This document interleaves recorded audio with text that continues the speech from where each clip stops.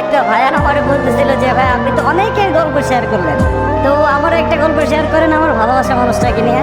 ভাই আমার বলতেছিল ভাই আমি যে মানুষটাকে ভালোবাসি ভাই বিশ্বাস করেন আমি বলে শেষ করতে পারবো না যে ওই মানুষটা আমার জন্য কি করছে জীবনে, এত স্যাক্রিফাইস এত কিছু। আসলে আমি নিজে অনেক সময় অবাক হয়ে যাই যে এই কি আসলে কি আমার ভালোবাসে নাকি এর থেকে অনেক বেশি কিছু। শুধু ভালোবাসার জন্য মানুষ এত কিছু কিভাবে করতে পারে? আমি কখনো তো ভাই এই জিনিসগুলোর জন্য করতে পারলাম না।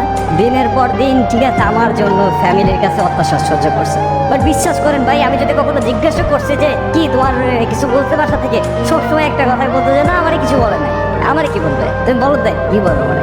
হ্যাঁ কিন্তু ভাই আমি যখন খোঁজ খবর নিতাম তখন শুনতাম যে প্রায় ওর গায়ে হাত তুলতে ওর ফ্যামিলির লোকে, কিন্তু কখনো আমি শুনি নাই যে আমার একটা বার বললো যে তোমার জন্য আমার যে এই যে এত কিছু আমার মা বাবা আমার গার উপর হাত ওঠায়, কখনো শুনি নাই, কখনো বলেন না একটা নাম।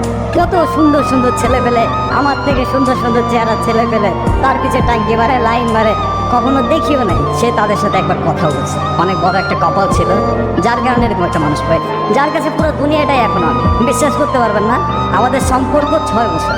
আর আরেকটা খুশির কথা শোনাই সেটা হচ্ছে ও এখন আমার বউ। হ্যাঁ আর এইটার পিছনে সম্পূর্ণ যাদের কিছু ছিল সব কিছুই ও করছে।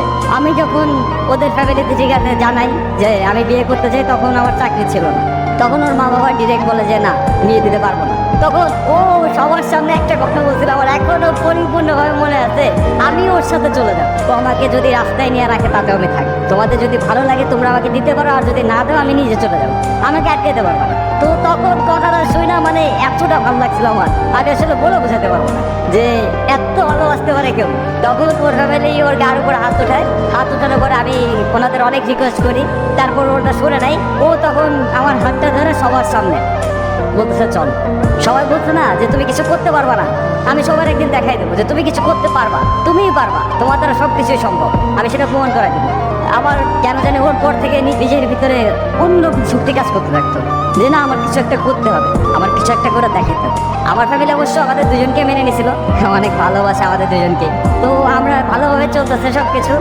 আমার ওই যে জেদটা যে আমার বউ বলছিল যে না তোমার কিছু একটা করে দেখাতে হবে আর তুমি পারবা, সেই জেদে আজকে আমি অনেক ভালো কিছু হয়ে গেছি। জীবনে একটা জিনিস কি জানেন, খুশি থাকার জন্য টাকা পয়সার দরকার হয় না। টাকা পয়সা আজ আছে কাল, টাকা পয়সা আজকে নাই তো কাল আসবে, আসবে কিন্তু এমন একটা মানুষ দরকার, এমন একটা ভালোবাসার মানুষ দরকার যে মানুষটা আপনার শেষটা অব্দি আপনার পাশে থাকে, আপনার কাছে থাকে, আপনাকে ভালোবাসে, আপনার হাতটা শক্ত করে ধরা যায়। মানে যেমনই পরিস্থিতি হোক যেমন অবস্থা হোক সে মানুষটা সবসময় আপনাকে বলবে যে আরে আসি তো, তুমি টেনশন করতেছো কেন, আমি আসি না, তুমি ভয় পাও কেন, আমি কি চলে যাইতেছি, তুমি এত কিছু করতেছো তো শুধু আমার জন্য। তাহলে আমি যদি এতটুকু এই সামান্যতে যদি থাকতে পারি তোমার কাছে তাহলে তুমি কেন থাকতে পারবে, তাই না?